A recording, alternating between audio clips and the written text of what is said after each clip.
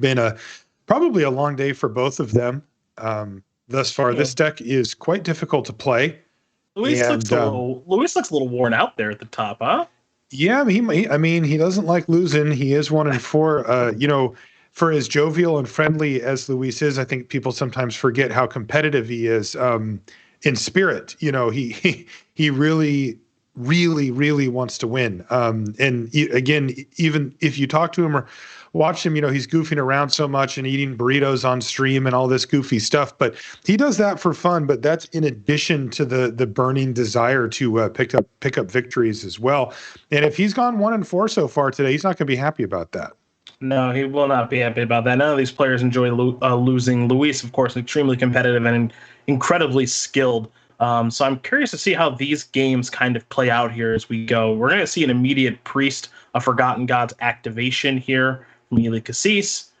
Going to sacrifice the Wolf Strider and the token to deploy another Priest of Forgotten Gods and draw a card. And perhaps that's what it comes down to in the early stages of this matchup, is the first person that can activate a Priest of Forgotten Gods. Maybe it's not that simple, but it's certainly not a bad start here for Kassis. Yeah, certainly not a disaster from Luis's perspective either. Cauldron Familiar going in the yard, and the best Kassis could do was replace Priest of the Forgotten Gods with another one. Luis with the ideal follow-up, a Woe Strider, which gives him enough to activate his own Priest. He even has a Cauldron Familiar to follow up. So similar turns for both players there. As we hit a critical turn, this is turn 4. This is where the players have access to this Collected Company.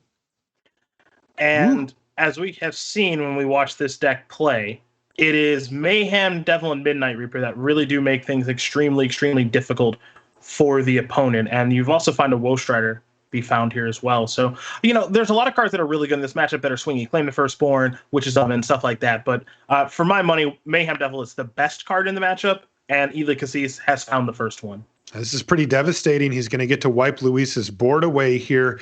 Priest of the Forgotten Gods will force Luis to sacrifice one of these creatures. The 2 damage from the other 2 will finish off whatever's left over.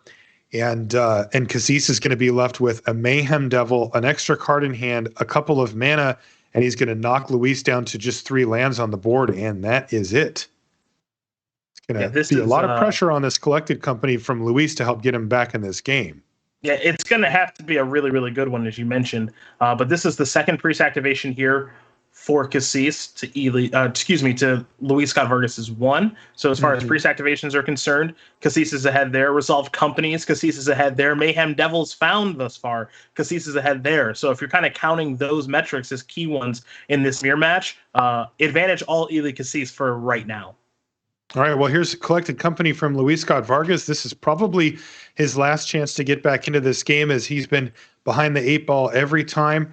As you mentioned, Kassis stringing together multiple Priest of Forgotten Gods activations into Collected Company. And boy, there's another Collected Company for Eli Kassis. He is not going to stop with the big heavy hitters. Luis did hit Priest of Forgotten Gods as well as a Midnight Reaper off of his company. Could be better, could be worse. And it looks like Kassis is going to be mana efficient here. Run out Dreadhorde Butcher as well as Midnight Reaper. And Luis says, I've seen enough. Yep. And he scoops him up. He knows when he's beat. That's one thing I can always say about Luis is, he knows he knows where he's at in every kind of game that he's playing. And he said, you know what, I'm not going to waste any more time here. Let's get ready for the second one.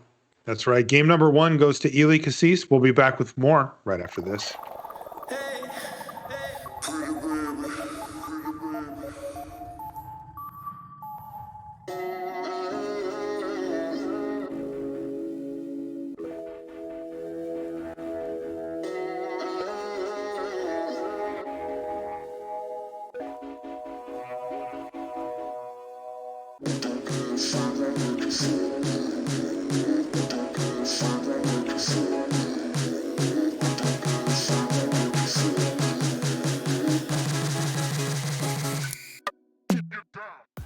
And welcome back to coverage here of the MTG League weekend. Marshall Sutcliffe with Cedric Phillips.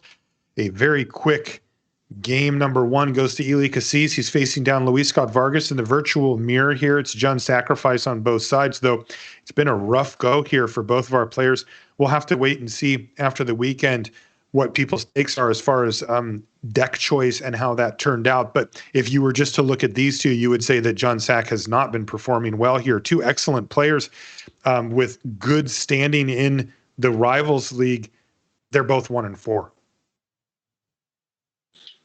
It's brutal. It's rough.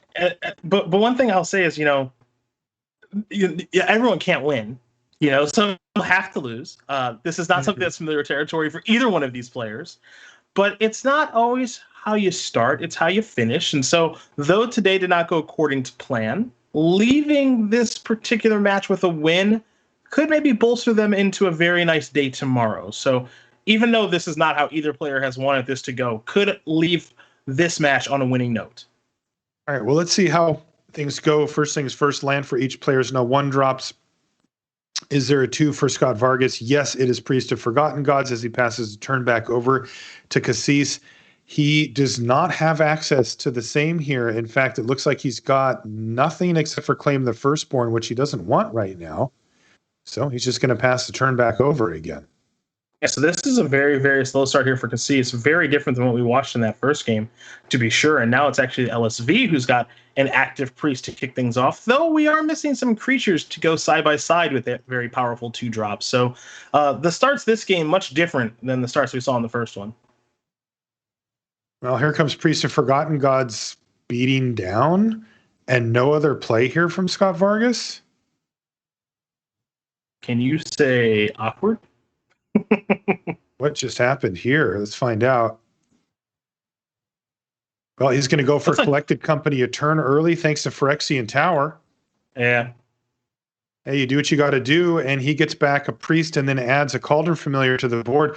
Not particularly devastating here, but he is making forward progress, especially considering that he has a second copy of Collected Company in his hand here.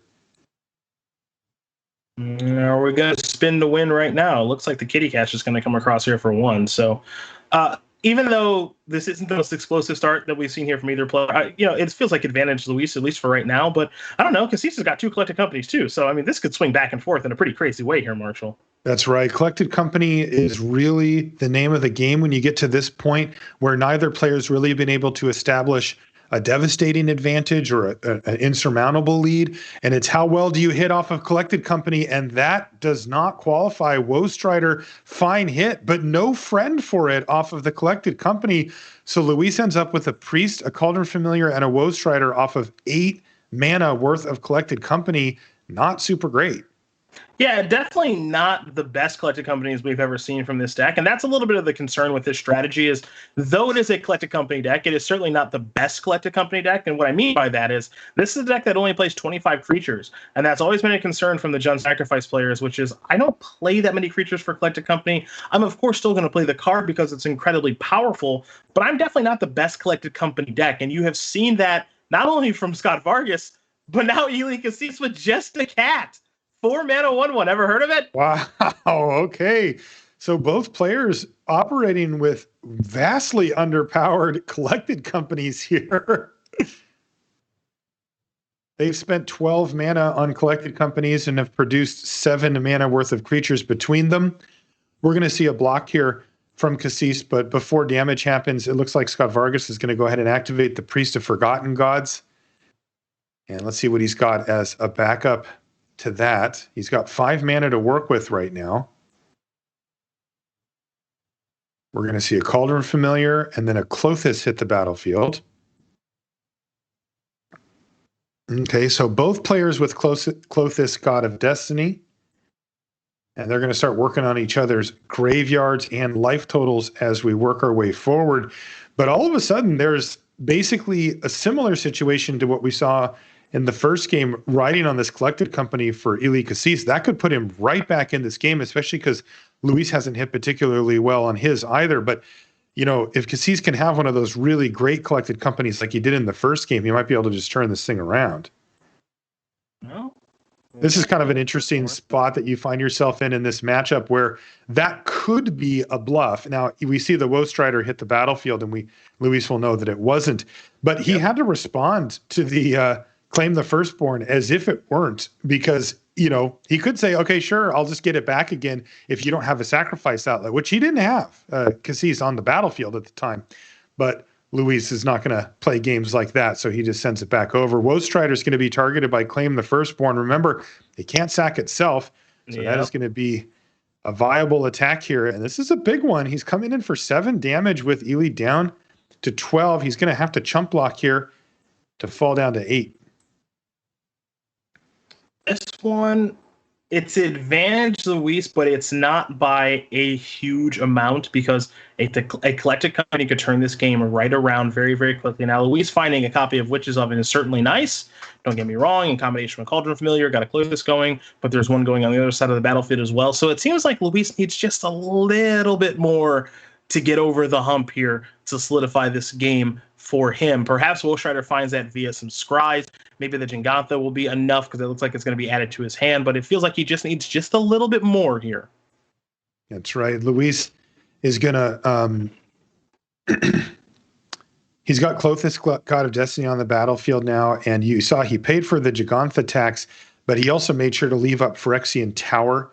He still has a sacrifice outlet available for the Woe Strider, even though the Witch's Oven is tapped. Mm-hmm. And it's going to come in handy here as well, as Claim the Firstborn is going to target Woe Strider.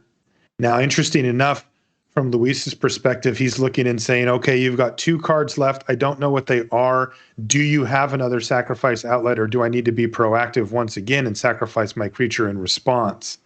And this time it looks like a little bit more difficult of a decision here for Luis, as he's really in the tank over this. He's probably going over all the options. What if I don't sacrifice this and you do have a sack out? Like, let's say another Woe Strider, or you play a collected company into one of those things. Yep, and that's why you saw it, if you were watching in the top left-hand corner, Luis kind of sat up in his chair a little bit. And normally, as you know, Marshall, Luis's actions are very quick. He's already thought most things through, but this time he's thinking, okay, I got to think about this even a little bit more now. Like, what the heck is going on here? And so, not too much bad happens there for Scott-Vargas. Just that Woe Strider is taken care of temporarily, and now you got Eli Kassis. Fingers crossed that he can do a little bit better than a 4-mana 1/1 Cauldron Familiar off of this collected company. That's right. So this is a big one here. This could change the game. And look at that. Double Mayhem Devil in that pile, as well as Priest of Forgotten Gods and a Cauldron Familiar. So that is a good hit. Let's see what he wants to do with it.